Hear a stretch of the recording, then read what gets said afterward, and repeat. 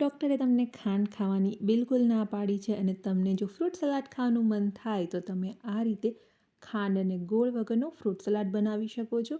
ખાવામાં ખૂબ જ ટેસ્ટી અને સાથે સાથે ગળ્યો પણ બનશે, જેમની અંદર આપણે એક પણ ચમચી ખાંડનો ઉપયોગ નહીં કરીએ.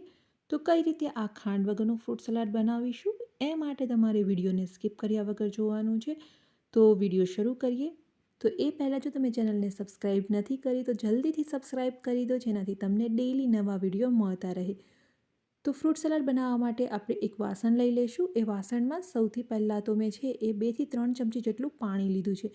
આ રીતે પાણી લેવાથી આપણે જ્યારે પણ દૂધ બોઇલ કરશું તો દૂધ છે એ નીચે ચીપકશે નહીં. તો 1.5 લીટર જેટલું આપણે ફૂલ ફેટનું દૂધ લઈ લઈશું અને દૂધને એકદમ બરાબર રીતે આપણે બોઇલ કરવાનું છે. લગભગ 15 થી 20 મિનિટ માટે આપણે દૂધને બોઇલ કરી લઈશું. જેટલું તમે દૂધને બરાબર રીતે બોઇલ કરશો એટલો જ આપણું ફ્રૂટ સલાડ છે એકદમ સરસ બનશે. આ ફ્રૂટ સલાડમાં આપણે ખાંડ અને ગોળનો ઉપયોગ તો કરવાના જ નથી. સાથે સાથે એમને ઘાટો બનાવવા માટે કસ્ટર્ડ પાવડરનો પણ ઉપયોગ નહીં કરીએ. તો એ માટે આપણે એક ખાસ ઇન્ગ્રેડિયન્ટ્સનો ઉપયોગ કરીશું, જેનાથી આપણું ફ્રૂટ સલાડ ખૂબ જ સરસ બનશે. આપણું દૂધ ગરમ થઈ ગયું છે. ગરમ દૂધ થાય એટલે મેં 6 કાજુ અને 6 ખજૂર લીધા છે. એમને આપણે ગરમ દૂધમાં પલાળી દઈશું. ગરમ દૂધમાં પલાળવાથી એકદમ ઝડપથી એ પલળી જશે.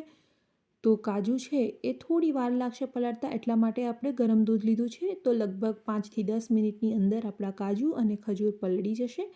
સાથે સાથે એક બીજા વાસણમાં આપણે ગરમ દૂધ લઈ અને એમાં કેસર એડ કરી દઈશું. તો બંને વસ્તુને આપણે સાઈડમાં રાખી અને ફરીથી દૂધને બોઇલ કરી લઈએ.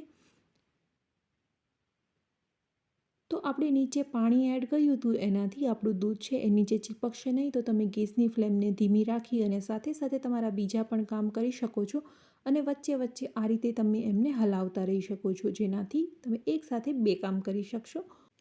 દૂધ અહીંયા આપણું એકદમ પરફેક્ટ રીતે ગરમ થઈ ગયું છે. જ્યારે પણ તમે ફ્રૂટ સલાડ બનાવો ત્યારે જો તમે દૂધને એકદમ પરફેક્ટ રીતે ગરમ કરશો તો તમારું ફ્રૂટ સલાડ ખૂબ જ સરસ બનશે અને સાથે સાથે એમનો ટેસ્ટ સારો આવશે અને લાંબો સમય સુધી ખરાબ પણ નહીં થાય. જો આપણે દૂધને પરફેક્ટ રીતે ગરમ નહીં કર્યું હોય તો એમની અંદર ફ્રૂટ્સ એડ કરીશું તો આપણું દૂધ છે એ ફાટી જશે. હવે અહીંયા હું કેસરવાળું દૂધ એડ કરી દઈશ. દૂધ એકદમ પરફેક્ટ આપણું ગરમ થઈ ગયું છે અને સાથે સાથે આપણે જે ડ્રાયફ્રૂટ્સને સોક કરવા માટે રાખેલા હતા એ પણ એકદમ સોફ્ટ થઈ ગયા છે. એમની મેં આ રીતે પેસ્ટ તૈયાર કરી લીધી છે. પેસ્ટ આપણે એકદમ સ્મૂથ તૈયાર કરવાની છે. હવે બસ બધી જ વસ્તુને મિક્સ કરી દઈએ. એક વખત ખજૂરની પેસ્ટ આપણે એડ કરીએ ત્યારબાદ વધારે દૂધને ગરમ નથી કરવાનું. જો તમે વધારે પડતું દૂધને ગરમ કરશો તો દૂધ ફાટી જશે. હવે એમને આપણે ઠંડુ થવા દઈએ અને જ્યાં સુધી આપણું દૂધ ઠંડુ થાય છે ત્યાં સુધીમાં આપણે ફ્રૂટ્સ કટ કરી લઈએ. તો ફ્રૂટ્સમાં મેં અહીંયા દાડમ, સફરજન અને કેળા લીધા છે. તો તમે તમારી મનપસંદના કોઈ પણ ફ્રૂટ્સ અહીંયા લઈ શકો છો. જ્યારે પણ તમે સફરજન લો ત્યારે તમારે ખાસ ધ્યાન રાખવાનું છે કે સફરજન છે એ ખાટું ના હોય. જો સફરજન ખાટું હશે તો તમારું દૂધ ફાટી જશે.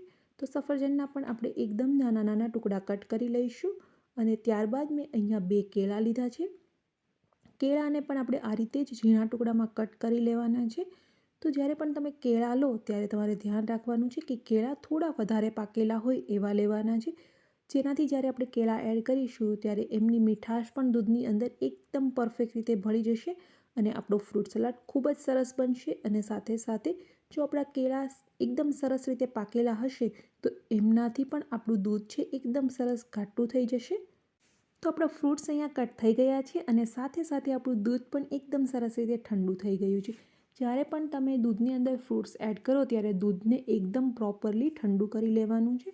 તો હવે અહીંયા હું બધા જ ફ્રૂટ્સને દૂધની અંદર એડ કરી દઉં છું અને આપણો ફ્રૂટ સલાડ બની અને બિલકુલ તૈયાર થઈ ગયો છે. તો હજુ આ સ્ટેજ પર આપણે એમને સર્વ નથી કરવાનો. તો શું કરીશું, સૌથી પહેલાં તો આપણે એમને 1 કલાક માટે રેફ્રિજરેટરમાં ઠંડુ થવા માટે મૂકી દઈશું.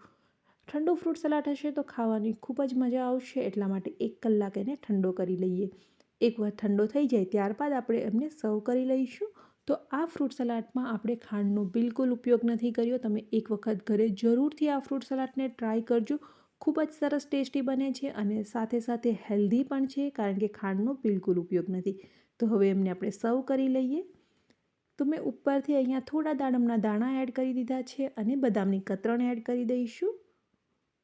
તો આપણું ફ્રૂટ સલાડ બનીને તૈયાર છે. જો તમને આ વિડીયો પસંદ આવ્યો હોય તો તમે ફ્રેન્ડ્સ અને ફેમિલીમાં શેર કરવાનું બિલકુલ ભૂલતા નહીં અને વિડીયો પસંદ આવ્યો હોય તો કમેન્ટ્સ જરૂરથી કરજો.